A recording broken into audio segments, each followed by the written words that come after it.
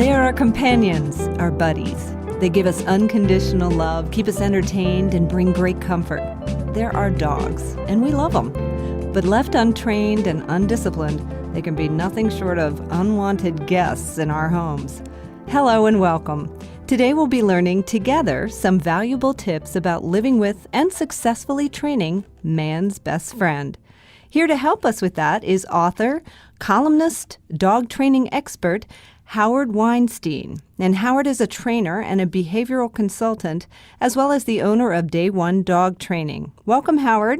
Hi, Connie. How are you? I'm good. I was so sad reading about your history. Your father was actually allergic to dogs, so you weren't able to have a dog growing up. Yes, we had a one-week disaster. As with many kids, when I was 9, I was unstoppable in terms of pestering my parents into getting a puppy. Right. And my parents grew up during the Depression in the Bronx in New York, and people just didn't really have pet dogs in our family. And so nobody knew anything about raising a puppy. And I finally convinced them to let us give it a try. So we went and adopted a puppy from the Bidewee Animal Shelter on Long Island, where I grew up. And she was a very cute little 6-week-old Beagle Basset, little floppy ears, little brown and white dog, really adorable. First night, holy terror, nobody got any sleep. She went to the bathroom an awful lot. And within a week, it was pretty clear we had no clue. And this is 1964 Right. when this happened, so there weren't a lot of trainers around, there weren't a lot of books around, videos, DVDs didn't exist, so we were kind of on our own. And after about a week during that summer, we gave up, and we brought the puppy back to the shelter. And the funny thing is my mother was the most resistant to getting this puppy, and she was the one who snuck back to the shelter the day after we brought the puppy back to see if she was still there, because Mom missed her so much. Puppy's name was Cookie. But by then, Cookie was so cute. She had been adopted, and I'm sure she had a nice, long, happy life with somebody, but it wasn't with us. But that sort of scarring experience when I was 9 stayed with me my whole life. Well, scarring, but you also fell in love with dogs at that point. And so time went by, and after college, when you were independent, you decided you were going to finally have your dog. I always loved dogs. I was the kind of kid who walked my neighbors' dogs when they went on vacation. So finally, when I was in my 20s, did some research, picked out a Welsh Corgi as the breed that I thought I wanted, and got this little puppy who I named Mail Order Annie from a breeder in New Jersey. And after 2 weeks, we were having such a hard time with house training that I almost gave her back to the breeder. And I was determined not to have a repeat of the disaster we had had when I was a kid. So we stuck with it, and Annie was very patient with me as I learned how to be a dog trainer with her. And obviously I did not give her up, and I had her for about 15 years. And it was one of the best experiences I've ever had in my life, and that's actually why I became a dog trainer. So you and Annie learned together. We did indeed. And you believe that training can and should start the actual day that your dog comes home with you. Now, why is that so important? Well, puppies are learning. A lot of trainers and behaviorists call them little sponges. They're learning from the time that their eyes open and their little feet start working and they start exploring their environment. So since they're learning anyway, we might as well step in and teach them what we want them to know. As many of our listeners, if they've had dogs, will know, dogs are creatures of habit and routine. The question isn't whether they will get into habits. The question is whose habits will they develop? Okay. The ones they come upon naturally, which are usually the things we don't like, or the ones we teach them, which are the things that make them great pets and companions. So there isn't actually an age that is too young to begin training dogs? No. In fact, a lot of breeders will actually start doing a little bit of training when the puppies are 6 and 7 weeks old. And some people, if they're lucky and they get a puppy from a determined and diligent breeder, will get puppies who are almost house trained at about 8 or 9 weeks, which is very rare. But it's proof that they can learn that there are some places that are okay to go to the bathroom, meaning outside or on paper, and not other places like your carpeting. That's a great thing. If you can get a puppy that's that far along when they come into your home. Now, why is obedience training so important to both dog and owner in just a general sense? Well, because what it's really doing is it's establishing the right relationship right from the outset, which is why, getting back to the earlier question, it's important to do it immediately. When puppies come to live with us, they're going from an environment where there was a pack order with the brothers and sisters and mom, and of course the breeder. And when they come to live with us, if there are no other dogs already there, puppies look around and they go, cool, we get to start all over. I think maybe I'll be in charge. And they do try. So if we establish right away that humans are in charge and puppies aren't, puppies are fine with that because dogs by nature are either leaders or followers. And we don't really want our dogs thinking they're the leaders of the pack. Right. So if we start teaching them basic obedience commands, what's okay, what's not okay, guide them out of trouble by using a leash in the house to keep them with us, using baby gates and crates to keep them confined when we can't watch them, also to keep them out of trouble. And, really important, teaching them right away that we control the resources that are important to them. Because if you think about it, what's most important to puppies and dogs, it's in no particular order: attention and affection, food, treats, toys, going out to play, going out for walks. If we give them those things for free, it's pretty natural for them to say, humans are my servants. But if we teach them actually that they have to work for the things they value, meaning we teach them to sit and then require them to sit before we give them their meals, before we give them treats, before we give them some petting and attention, then it's kind of like teaching little kids to say please. And it really does work. And so not only does it teach them obedience commands, but it teaches them how to use those commands to get the things they want from us in a way that we find enjoyable, rather than jumping on us and barking at us and biting us to get attention. And it also retains that pack order that you talked about. The humans are the leaders and the dogs are the followers. Now, I think I've had a follower dog and a leader dog. And my current dog, who's a German Shepherd, and she's so smart, she seems to be a little more submissive. And I think we've done a much better job of training her than we did the previous Golden Retriever, who was more of a leader. He liked to do things his own way, I think. But that personality trait of being a leader or a follower, does that stay with them throughout their lives if you do train them to, follow you? Yeah, pretty much. As long as we're consistent, setting up rules that are reasonable, teaching them how to obey the rules and how to use the rules to get the things they want from us, they really, again, gets back to what we had said earlier about them being creatures of habit and routine. Once the routines are set, unless we change them, they're not going to change them because they're pretty much okay with them. It's kind of one of the little secrets that dogs don't want us to know. They don't care how they get what they want, as long as they actually get what they want. So if we teach them that the best way to get what they want is to sit and stay and look adorable, like my little dog Mickey is doing right now, then they're cool with that. On the other hand, if they think they can get what they want by being annoying, and that's our word, not theirs, they just know if it works or not. And if barking gets them attention, there's no reason for them to stop barking.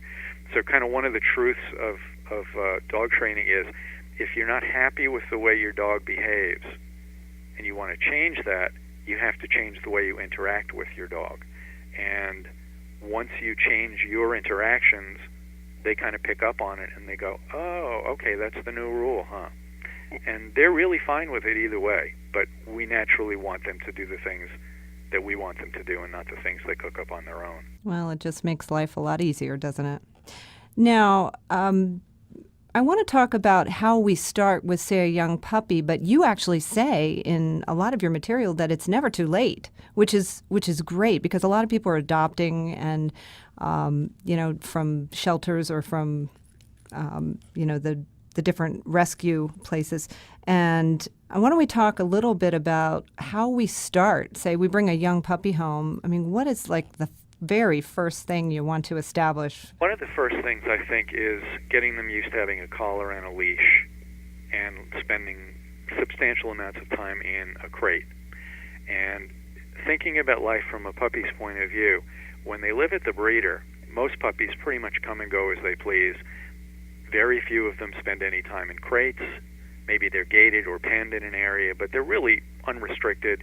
They don't have leashes or collars on, and so we buy them, we bring them home. First thing we do is we put a collar on, we put a leash on, which keeps them from going where they want to go, and we put them in crates or use baby gates to confine them to a safe area like a laundry room or a kitchen. And so immediately we're restricting their lives left and right and restricting their freedom. So a lot of puppies rebel right away because they say, you know what, I've been around for 8 weeks, nobody's ever done this to me before, why are we doing it now? If you make it less of a battle of the wills and more of a coaxing sort of procedure, you can coax puppies to follow you on a leash. If you drag them, they're going to dig their heels in, sit down, lay down. Almost everybody who's ever dealt with a puppy has had an experience of literally dragging them across the sidewalk, and it's a wonder that sparks are not flying out from under their little rear ends. I've seen that. But if you suddenly stop trying to drag them and you turn around and face them and maybe squeak a squeaky toy at them, all of a sudden they perk up and they go, ooh, are we going to play a game now? And once you make it a game and coaxing instead of dragging and forcing, they're pretty much okay about it. Another thing that people can do to get them used to being on leashes is when you take your puppy out on a leash, basically let him go where he wants to go as long as you're keeping him out of trouble, keep him out of the street, keep him from eating things you don't want him to eat. But generally speaking, let him take the lead, let him wander and explore a little bit, and you just kind of follow along. And by doing that, the leash becomes a connection rather than a restriction. And within a week or two, they go, hey, you're going to put that leash on me and we're going to go out and have fun. And then it's a positive thing instead of a negative one. Another thing that's important actually is using a leash in the house with a young puppy because you can't confine them all the time, and most people do eventually want their puppies to have free run of their homes. And the best way for them to learn to do that safely is attached to you at the end of a 6-foot or 4-foot leash. It's like an umbilical cord that keeps them out of trouble. If they're never more than 4 or 5 feet away from you, there's not a lot of trouble they can get into. They won't get very far with chewing on your furniture or nibbling the end of your tasseled carpet or anything like that, and you're right there to correct them. Plus, if they're that close to you, you're going to be near them if they look like they're thinking about potty time, and you can zip them right outside. Other things I think that are important are giving them some socialization, but not too much, because it can be really overwhelming in that first 2 weeks. For puppies, again, from their point of view, it's as if they've been abducted by aliens and dropped on a new planet.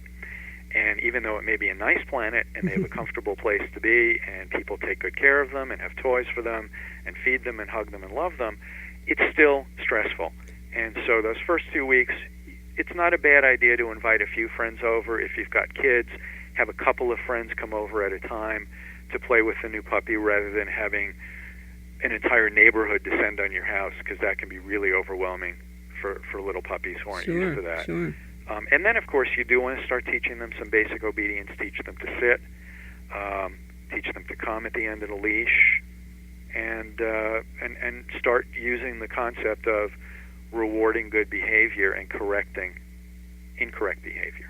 Now, I would think in terms of socialization that it would be important to introduce that puppy to the immediate family and have them bond, just like you would bond to a new baby, with the immediate family for at least a few days. Yeah, I think that's helpful. And, like we said, if you want to have a few friends come over at a time and play with them, they're not going to be there all day. They're going to be there for a half hour or 45 minutes, and then they'll leave, and the family members are still there.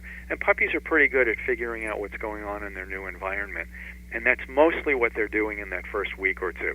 They're figuring out who lives here, what do they smell like, where is the food, what is the sound of the food being served to me, where do I sleep, the smells, the schedules, all those things that are just getting to know the basic environment. And then usually within a week or two, they're familiar enough with their new home environment that they're pretty comfortable.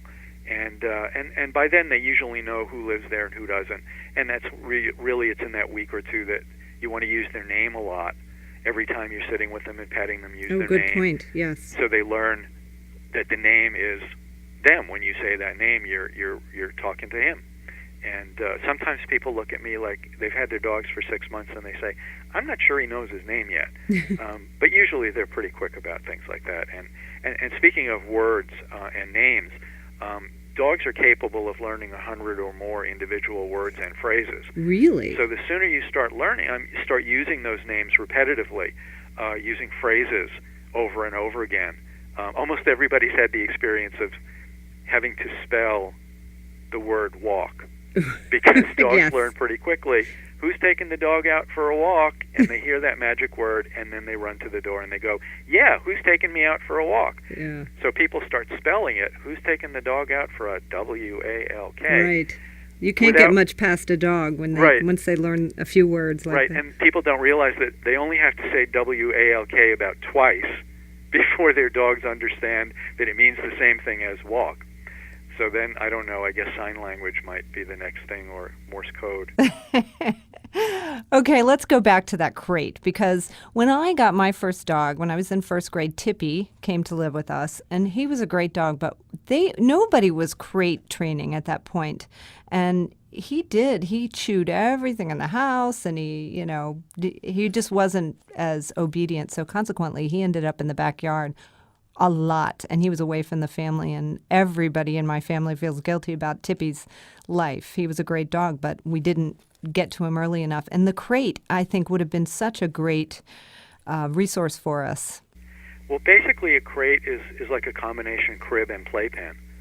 And if you think of it comparing a puppy to a 1.5 or 2-year-old child, very few parents, at least if they're clueful, are letting 1.5-year-olds run around the house unsupervised. So you try to watch them and supervise them and keep an eye on them, but you can't do that every waking minute of the day. At some point, mom or dad or caregiver has to do something where they can't watch the toddler. So what do? You plop them in a crib or a playpen where they've got their toys, they can lay down and sleep, they've got things to keep them busy, but mainly they're safe. And it's basically the same way with puppies. They're very curious, like little kids are, and they don't know what's dangerous, like little kids again. And so, again, comparison, everything goes into their mouths. Right. Now, it could be that they chew up a shoelace or a shoe or something, which is, not a great thing, but they can also swallow socks, which is bad. They can chew on electrical cords, which is even worse. So when you can't watch a puppy in the same room, same space as you're in, within visible distance, where you can literally keep an eye on them, then they really should be in their crate or a puppy playpen. That's an alternative. Most pet stores and a lot of the online pet supply places sell puppy playpens, which come in various sizes. Some are plastic, some are metal, but it's a good alternative and an option to crating all the time. In fact, what a lot of people will do, if they've got enough space, usually in a kitchen because the floor is easy to clean, they'll set up the playpen and then put the crate in the playpen. So the playpen gives a puppy a little bit more room, a little bit of a alternative to being locked in the crate, but it's still a limited space and they can't get into much trouble, and if they have an accident, it's in a limited area where it can be cleaned up easily. But the idea of crating is if you teach puppies quickly that crates are positive places to be, not only does it keep them out of trouble when you can't watch them, but it's a big help with house training. But the trick is to use it in as positive a way as possible, and some of the ways that you can make crates have a positive connotation for dogs, especially young puppies, is feed them their meals in the crate. Puppies generally eat 3 or 4 meals a day, so you're not leaving food in the crate, but at those specific 3 or 4 meal times, you dish the food out and you put it into the crate, and your puppy eats in the crate, and then you remove the bowl when your puppy is done or when 10 or 15 minutes is up. So if the crate is associated with dinner, that's a big plus. Who wouldn't want to be in there? Absolutely. Yeah. Another thing is to have some toys that you save as crate toys. Things like the rubber Kong type toys. Those are toys that are hollow, and you can stuff some peanut butter in. You can even mix some of their dry kibble in with the peanut butter. And some people will freeze a peanut butter stuffed Kong. So basically you have a peanut butter sickle. And if you have 1 or 2 of those in the freezer, for those times when you want your dog to be in the crate for 20 minutes, a half hour, or even a couple of hours, if at the moment that you put them in the crate, you take out one of these special toys or 2 of them, and you give them these toys in the crate, they come to associate the crate with these super special toys that have food in them. And because the peanut butter takes some time for them to lick out, it keeps them busy for anywhere from 10 to 20 minutes or more, and they're really having such a good time that they don't mind being in the crate. Another thing that's important is to actually use the crate for short periods of time when you're home, even in the same room as your puppy. A lot of people will only use crates when they're leaving or at night. Now, night, it's no big deal. They're sleeping. They don't really care. But if people use crates other than nighttime only when they're leaving their puppies home alone, then puppies sometimes start associating the crate with being left home. Right. And Yes. so that makes them think, you know what, I don't like going in here anymore. But if you use it for short periods when you're actually there, you know, sitting down, reading the paper, drinking your cup of coffee, you want your puppy in the room with you, but you don't want to have to watch him to keep him out of trouble, that's when you take one of those Kong toys out or similar type toys where you can stuff some food or peanut butter in, give your puppy that in the crate and leave him in the crate, be with him in the same room, but he's crated. And that's really using it like the crib and playpen idea. And that way, they don't associate it with being left home alone. They do associate it with being with you, but entertaining themselves with a toy that's got a real play value to it because it's got food in it. Right. I've actually been visiting people when the dogs just go into the crate voluntarily, you know, and they probably have one of those Kong things. I wish I had known about the Kong thing. The peanut butter Kong, whatever it is. If you use a crate properly, most dogs actually do think of it as their little safe space, Sure. and they retreat to it when they want to be alone. It's It like makes their sense. little fortress of solitude for Super Puppy. Mm-hmm. Now, how do we know when they're ready to leave the crate? That's more of an art than a science. Giving puppies too much freedom too soon is probably one of the most common mistakes. I see it all the time. And if you ever go to an animal shelter or check an animal shelter website, you'll probably notice that more than half the dogs at most shelters are less than 1 year old, which means they're still puppies. Mm-hmm. And I think one of the major reasons that they end up at shelters is if people do a puppy class when their puppies are young, 3 or 4 months, and they work real hard on house training, when they're 8 or 9 months old, people are thinking, well, my dog's not pooping on the rug anymore. He's not chewing everything in sight anymore. He's got his adult teeth, so he's not teething. Why can't I give him free run of the house? And they do, and that's when puppies are teenage puppies, which is a period that goes from about 6 or 7 months to about 2 years, although in the case of Labs and Goldens, it could be closer to 3 years. And teenage puppies, we use that term because they're very much like teenage humans. Sometimes they're great, and sometimes you want to strangle them. Sometimes they're perfect, and sometimes when you talk to them, it's as if you are just talking from another planet in a language they don't understand. I know exactly what you're saying. They either don't look at you at all, or they look at you like, who are you talking to? They also get very impulsive. So that's the age range where puppies do some really destructive behaviors. Chewing holes in walls, like my dogs did originally years ago, pulling down curtain rods, eating houseplants, knocking over kitchen trash cans. Why did they do these things? Because at the moment it seemed like it was a good idea, and boy, was it fun.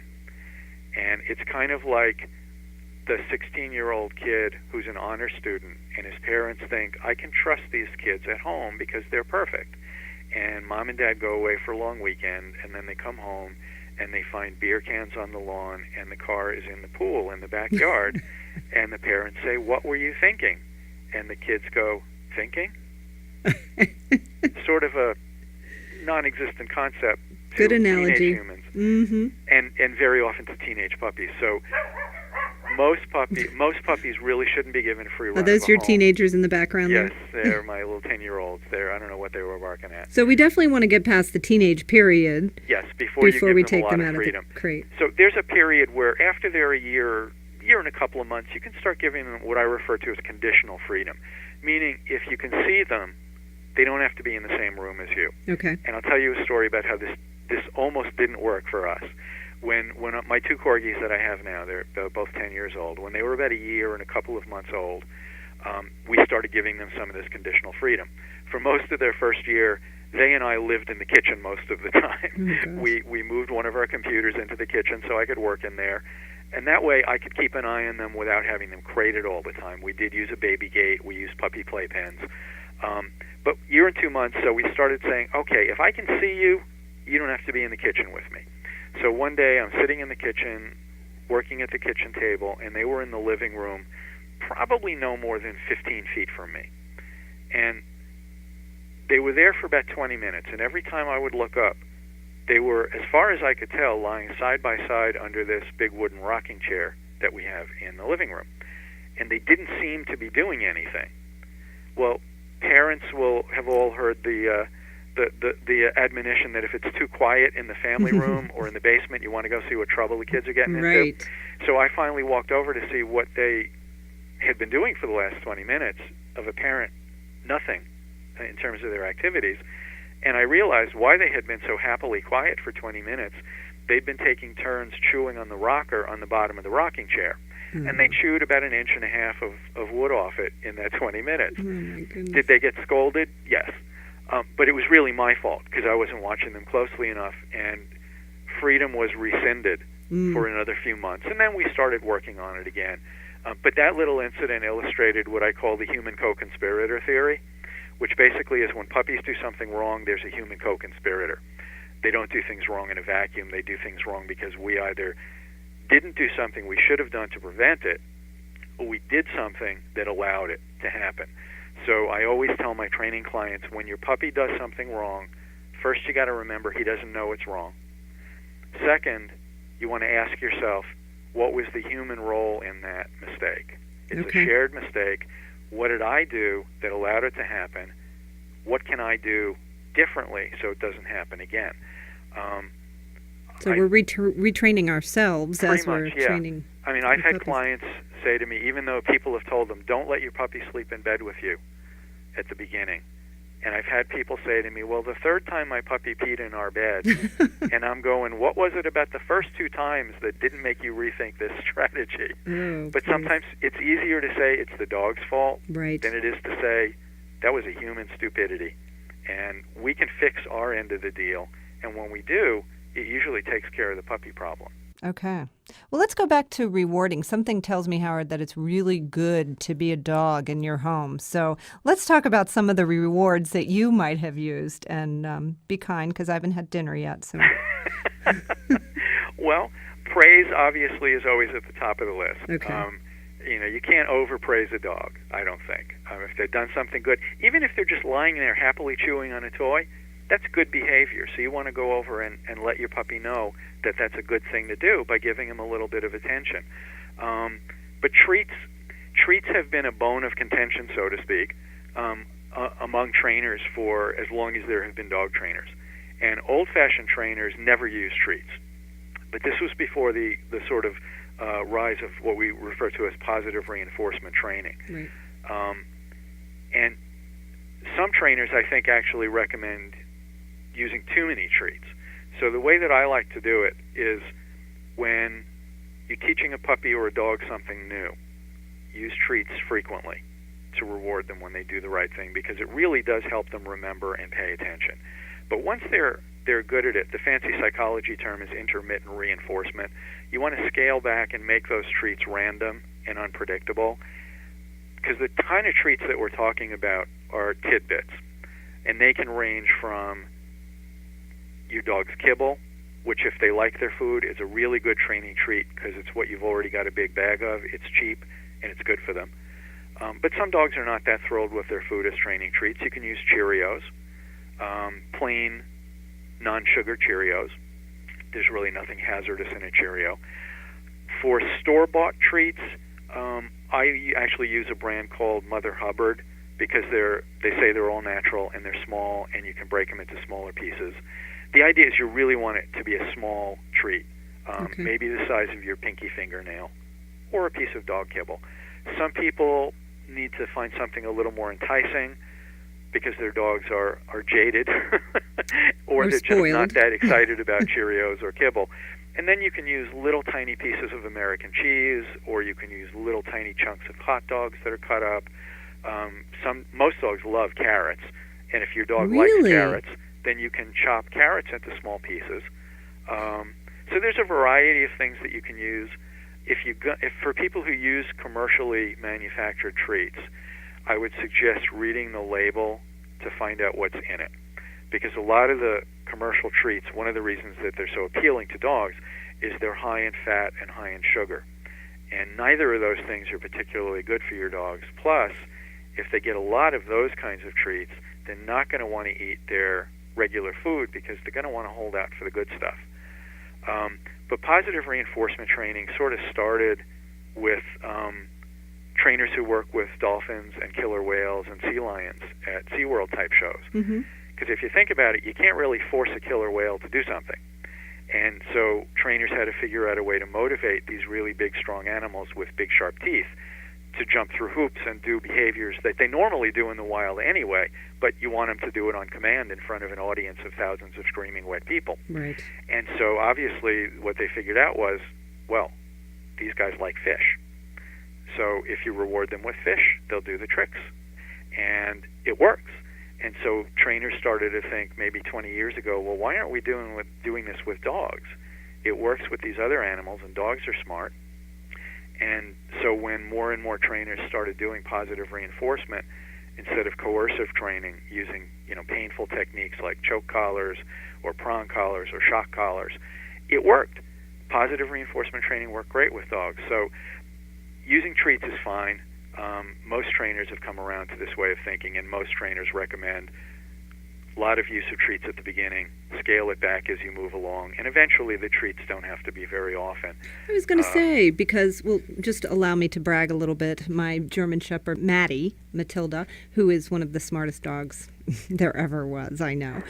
We have trained her to run down the driveway, which is fairly long, and bring up the paper every morning.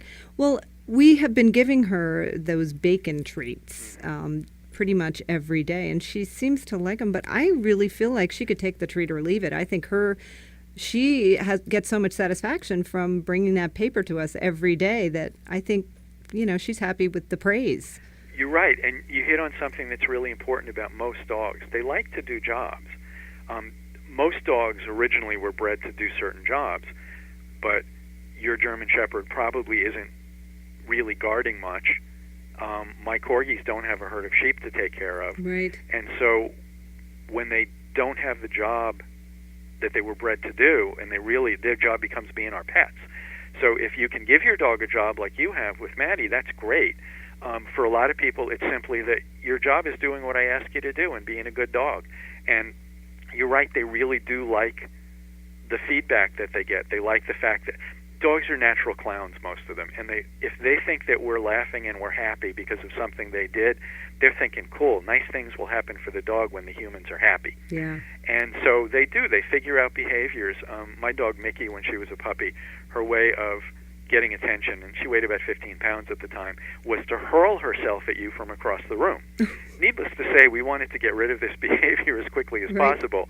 So we stopped her from doing that, mostly by using a leash, and we taught her to sit. So Mickey said, okay, I can sit for attention. So she'd sit right at your feet, and she'd look up at you waiting. And if you didn't pay attention to her, she'd take her little round hand, and she'd tap you on the foot, which was absolutely endearing and adorable. And, of course, we would give her attention. Right. So 10 years later, if Mickey wants your attention, or she wants to be nice to you, or she thinks you're upset, she'll come over and she'll gently pat you with her hand. And it's still as adorable as it was then. But she figured out, almost accidentally, that this was a good way to get positive attention. The fact that it happened to be incredibly cute was a bonus for us. Now, my sister-in-law's dog, who is a mixed breed, what is it, a retriever and a poodle, like a cock, what are those? Labradoodle? Labradoodle, thank you. She actually rings a bell to come in the house and to go out when she has to go do her business. Have you ever seen that? I have. In fact, a lot of people, it's sort of related to one of the most desperate questions that people ask me, especially with puppies, is when will my puppy learn to tell me she needs to go to the bathroom, or how can I teach my puppy to tell me when she needs to go? And some people really go to the effort of doing things as overt as teaching their dogs to ring a bell at the door or to go to the door and bark. The only drawback to that is when they're grown up and they don't need to go to the bathroom 53 times a day anymore, they only go the 4 or 5 times that you take them out, they've learned that if they go and ring the bell, someone will take them out. Right, right. So in some cases, you wonder who trained who. Yeah, I did notice she was ringing the bell an awful lot while I was there. So I actually prefer to suggest to people that they really might not want to teach their dog to do that. It's the same thing as teaching them to speak. It's usually something that people end up regretting, because if your dog learns to bark and that she'll get a reward when she barks, you can see where that might lead. Yes, absolutely. Sometimes we need to be careful about what we teach them. If we inadvertently reinforce a behavior that we're going to end up hating, that's not so good. Yeah, that makes a lot of sense. But sometimes we just don't know. Now, go back to choker chains. Are they pretty much passé at this point? You know, a lot of people still use them. They still sell them in the stores, and some trainers, unfortunately, are still using them. The truth about choke collars is most people don't use them properly. And if you don't use it properly, the way a professional trainer can or an experienced dog owner can, you can actually do some permanent damage to dogs' throats. I had one case of a client, I guess it was last year, about this time last year. She had a Pomeranian, which is a little tiny fuzzball. And she had talked to a trainer who came to her house, and this guy was one of the old-fashioned type trainers who insisted on using choke collars. Not only did he insist on using choke collars on big dogs with muscular necks like a Labrador Retriever, he insisted on using a choke collar on this little Maltese whose neck is not a whole lot bigger than your thumb. And the woman who owned the dog was mortified, and at the end of the hour she kind of shooed the guy out, and she was just really upset that he had used a harsh coercive training technique on a little tiny dog. And I don't know how she got my name, maybe from someone she knew, I think, but the first thing she asked me was, please tell me you don't use choke collars. And I said I don't.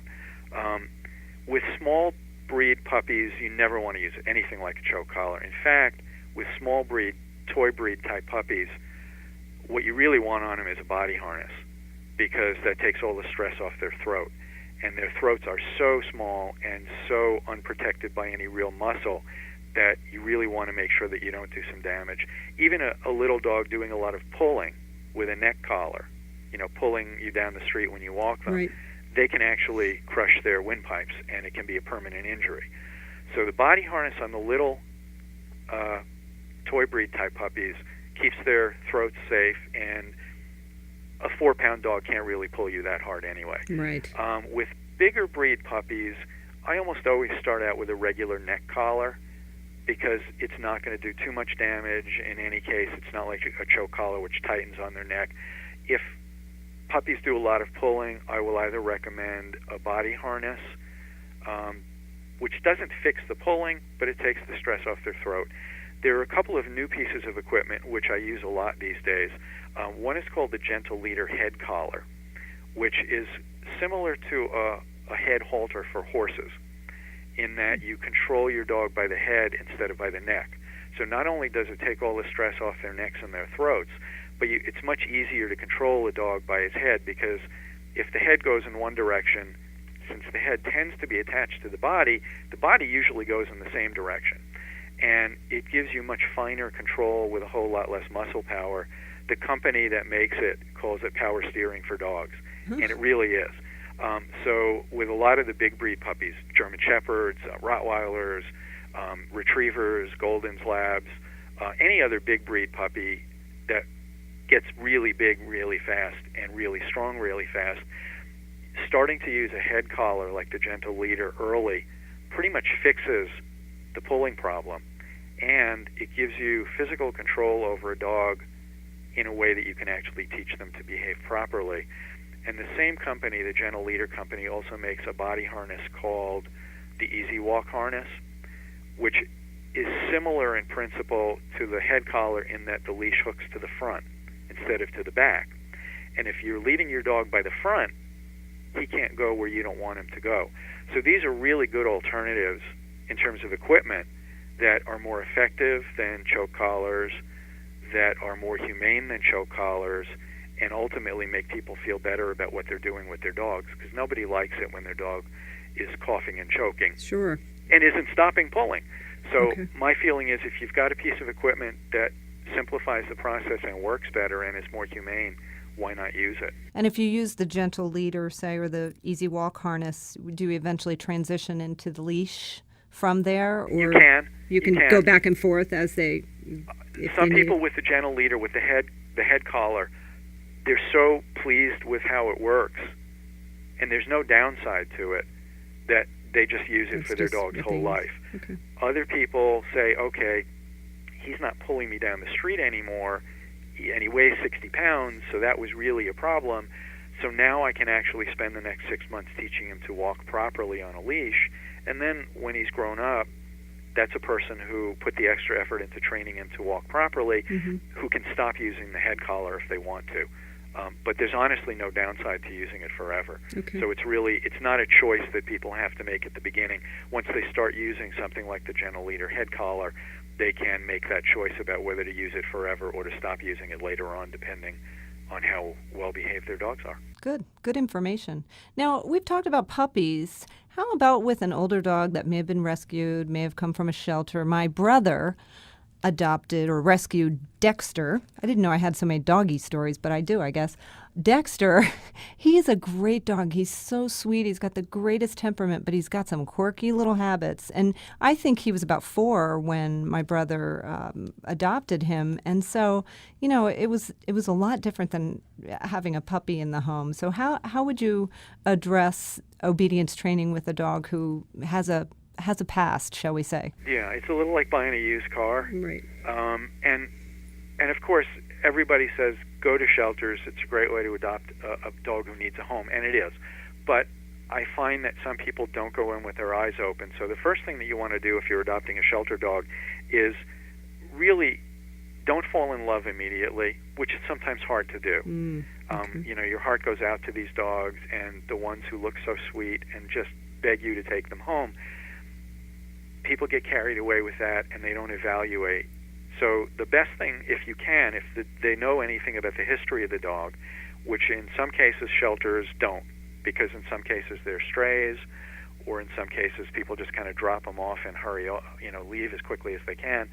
If there is a history, find out as much as you can about it. We actually heard that Dexter had been thrown out of a car on a highway. I mean, it was a horrible story. And so once you hear that story, of course, you just want to take that dog in. Absolutely. And everybody loves him. But I'll tell you what, he can get into any container. I mean, there is not a container that he can, and he loves creamer.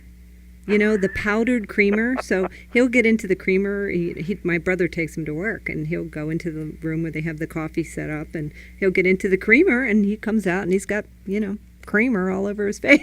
So he's a tricky thing, but he's so sweet. So I don't know. I think everybody felt kind of bad for him and didn't give him a lot of discipline, but he's certainly well loved. Yeah, I think if you get a dog from a shelter and there's no major problems, and most shelters won't try to adopt out dogs who have major aggression problems or anything like that. The first couple of weeks, I'd say observe this dog closely. Don't give him too much freedom. Figure out his personality. Figure out if he has any quirks. Figure out if he's clever enough to open the refrigerator and eat everything in it, which some of them can do. Survival. Yes, absolutely. And also try to figure out as quickly as possible if this dog knows any commands. And a lot of the dogs that end up in shelters, somebody did train them. In some cases, they just couldn't keep them anymore, or in some cases, dogs escape from yards and become strays.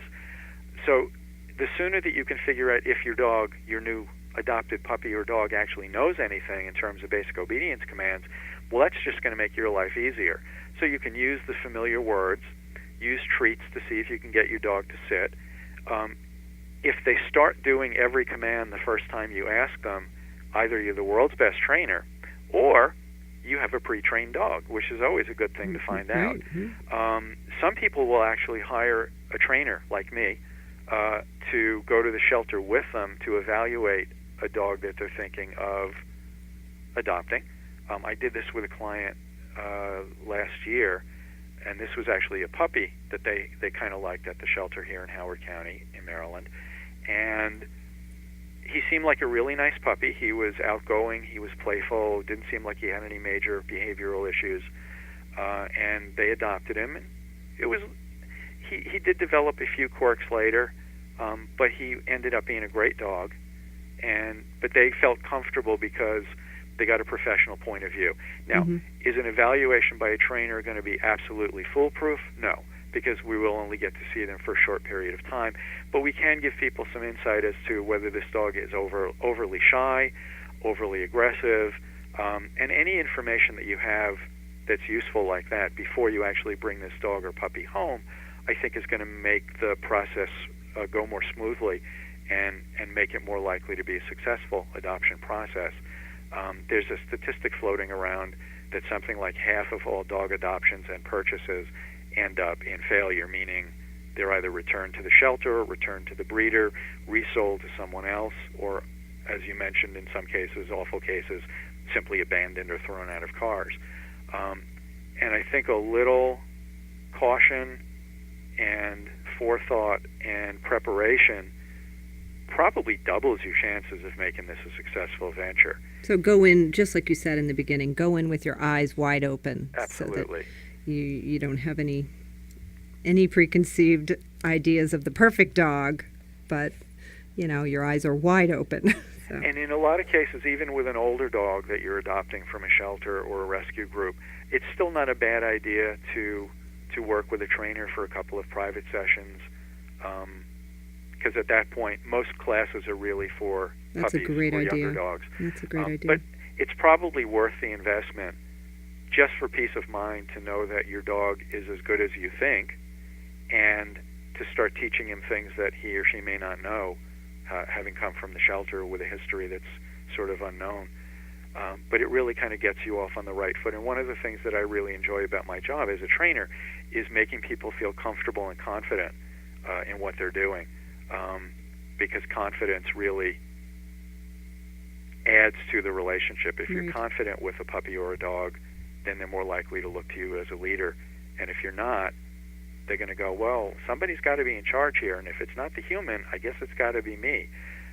Anyone who's watched The Dog Whisperer on the National Geographic Channel, I love that show, yeah. He's a great trainer, but he's so clearly a natural. I'm not sure that even professional trainers like me could do some of what he does. I really am amazed at the way he calms aggressive dogs down. But he talks about the fact that calm assertiveness is how you want to relate to your dog. And it's true, because it makes the dogs feel comfortable that you're in charge, and they need to know that. Howard, I'm sure you've seen a lot of different types of behaviors in dogs.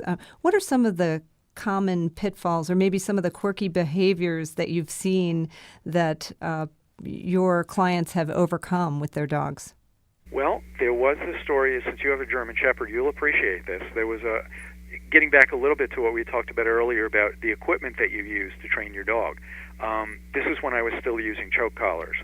And a woman called me, and she had a 110-pound, one-year-old German Shepherd. Wow. And female dog, nice dog, not mean or nasty or aggressive or anything, but excessively excitable every time she was outside and saw a kid riding a bike or rollerblading or joggers running past or school buses driving past.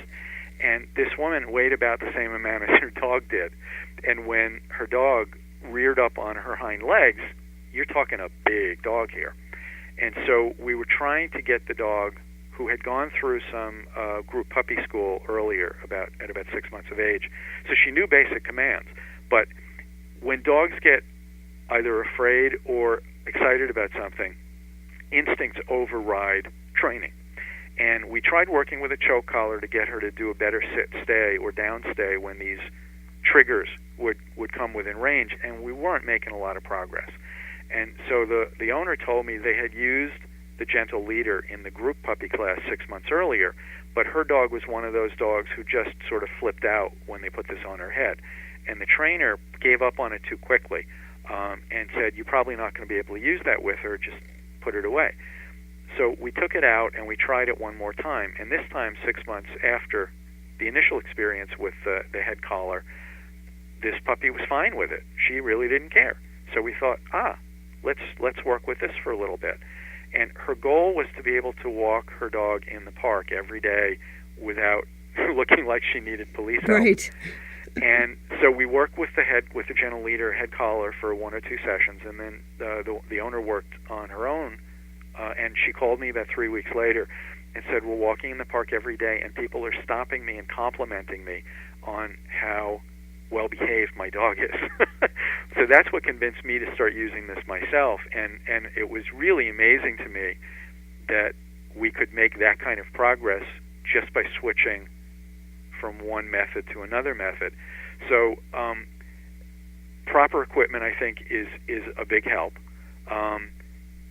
Jumping behavior, barking behavior, those are behaviors that people generally find really, really annoying. Right. And in some cases, it's just a matter of, if your dog barks at everything that passes by the front of your house when you're not home, then gate your dog in the kitchen at the back of the house when you're not home.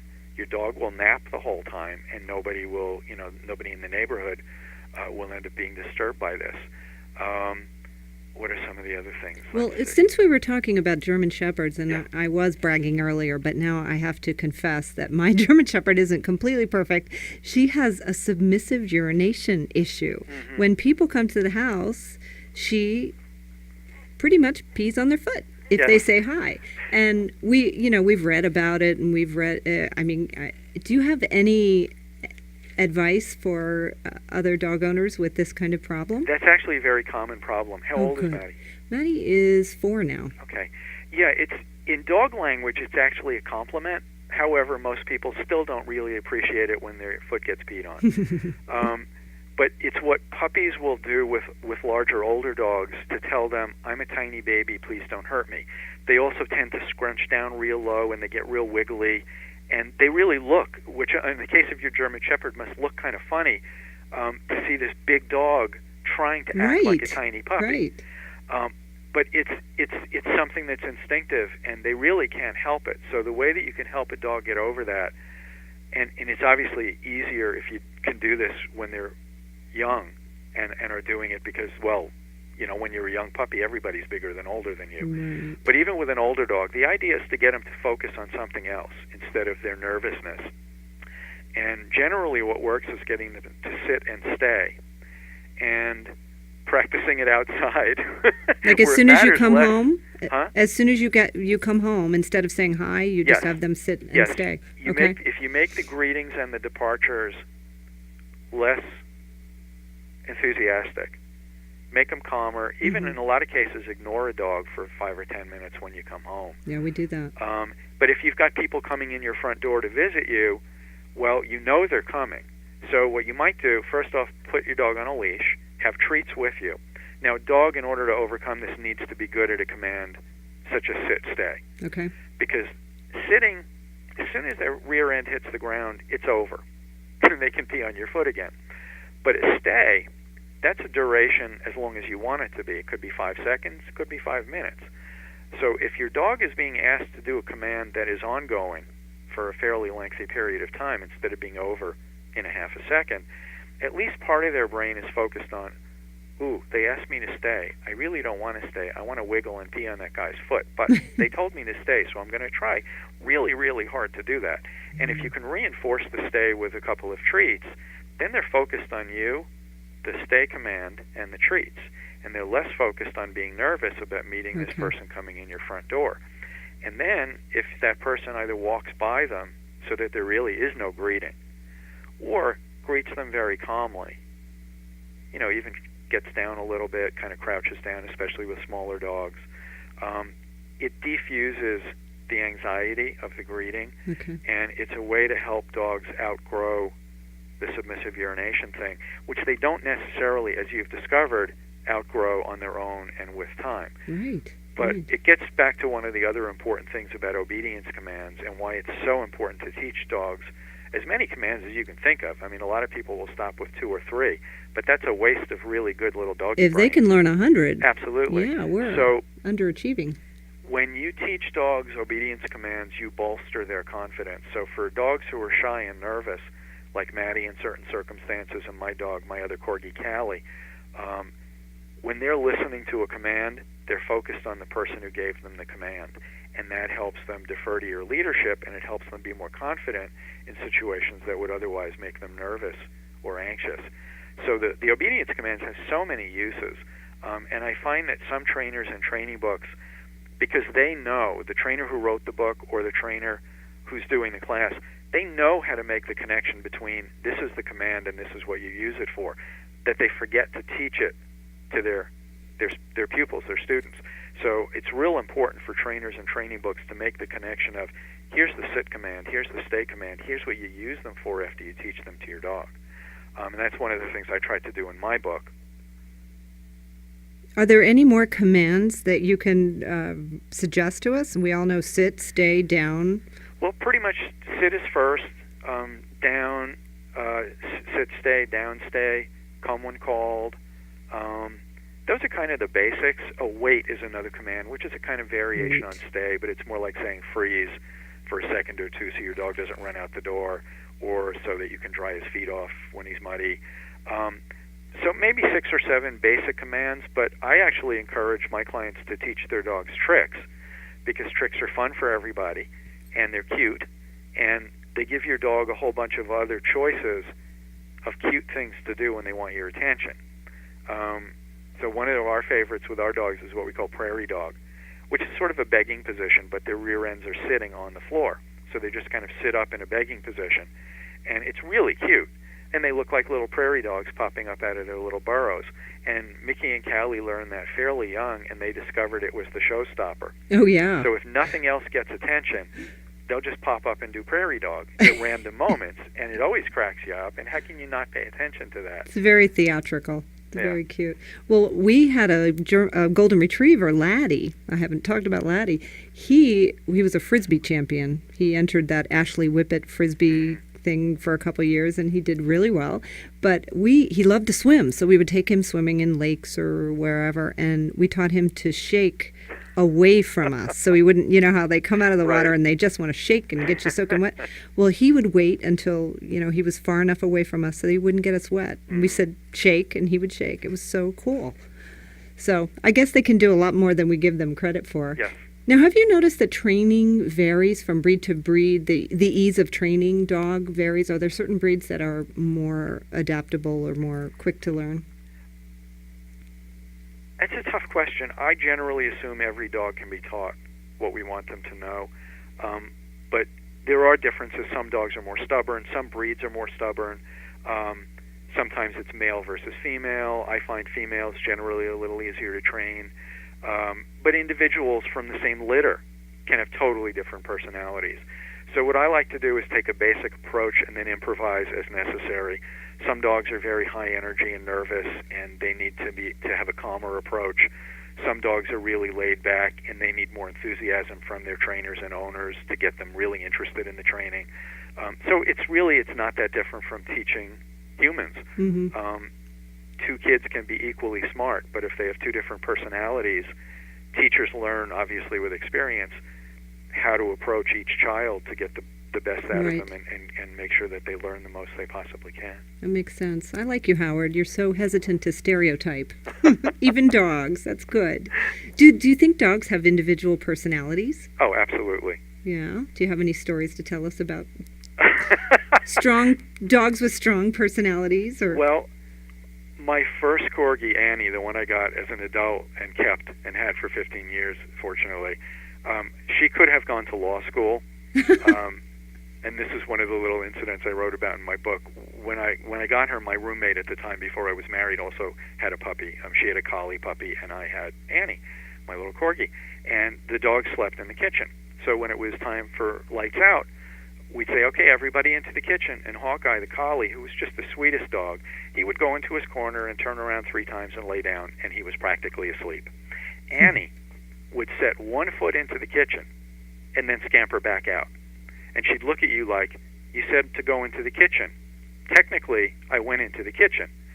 So I'd have to look at her, and I'd say, in a very serious voice, all the way in, and then she'd look at me for a second, and then she'd hunch her little shoulders, and then she'd trudge into the kitchen, and she'd go to sleep on Hawkeye's tail, and then we'd close the gate. But she did this almost every night for the 3 years that the two of them lived together, and you can't not laugh at that. Right. I mean, this is a dog who is scoping out the letter of the law versus the spirit of the law. Right. She could have been an attorney.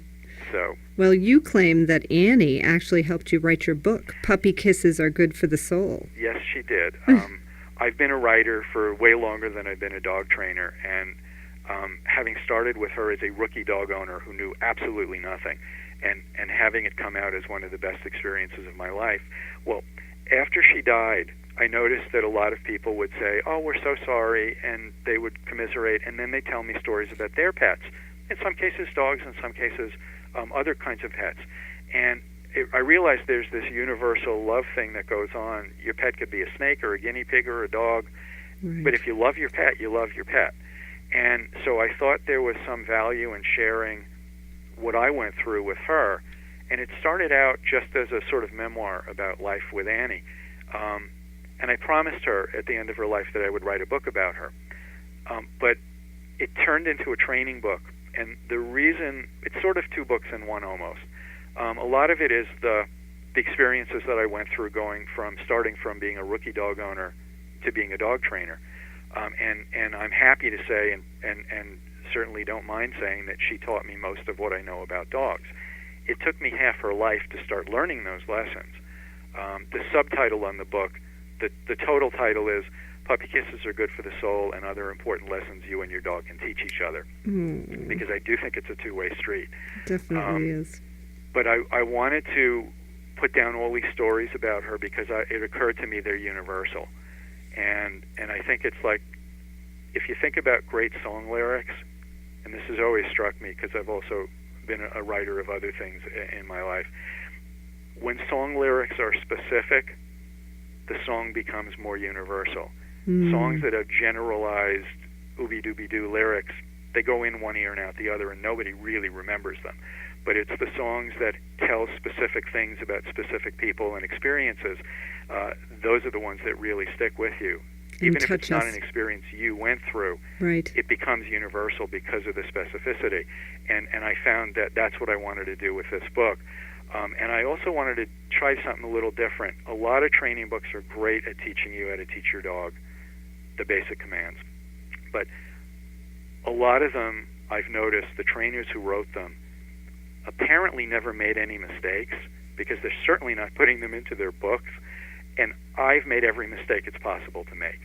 And so what I wanted to really write was the book that I wish someone had given me when Annie was new, because it would have made the first 3 years a lot easier. I would have known what to expect. I would have had a blueprint, not only of how you do training, but how all this fits into living with a dog for 15 years, which, right, if you're lucky, is what we get to do.